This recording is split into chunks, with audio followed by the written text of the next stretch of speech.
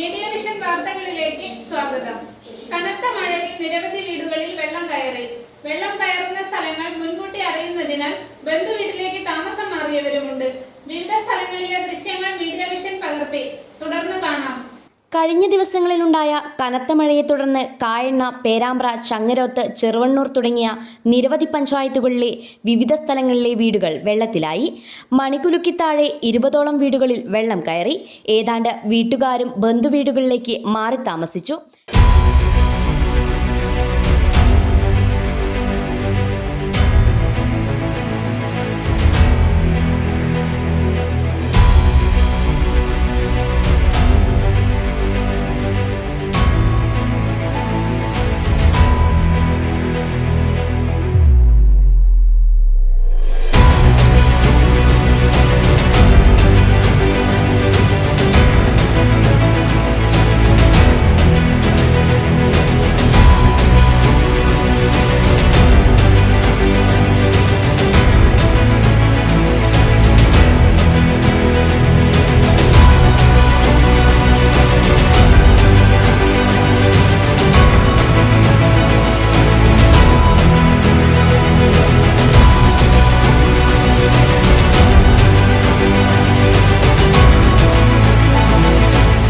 എൻ്റെ അനുജൻ്റെ വീടാണ് ഷാജിയ പഞ്ചിങ്ങൽ.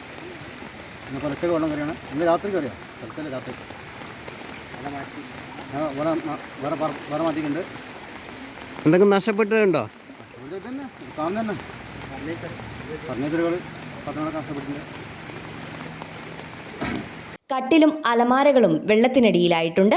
കോടേരിച്ചാൽ ഭാഗങ്ങളിലെ നിരവധി കുടുംബങ്ങൾ ഒറ്റപ്പെട്ടു.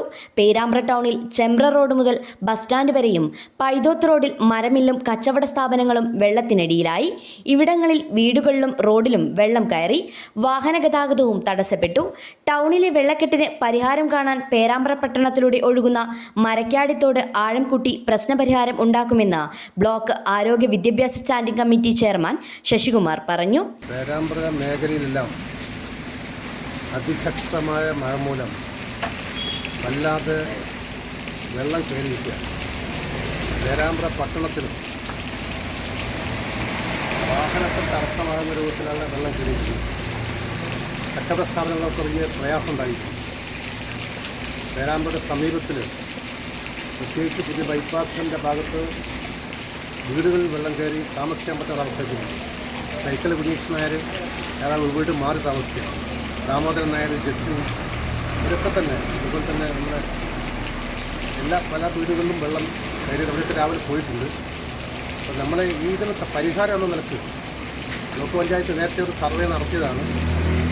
നമ്മളെ മരക്കാടിത്തോട് ഉത്ഭവസ്ഥാനം മുതൽക്ക് വീതി കൂട്ടി ആഴം കൂട്ടി നീക്കിയാൽ നിർമ്മിച്ചു കഴിഞ്ഞാൽ ഈ ജലവിധാനം ഒരു പരിധിവരെ ഉയർന്ന് തടയാൻ കഴിയുമെന്നാണ് നമ്മൾ ആലോചിക്കുന്നത്.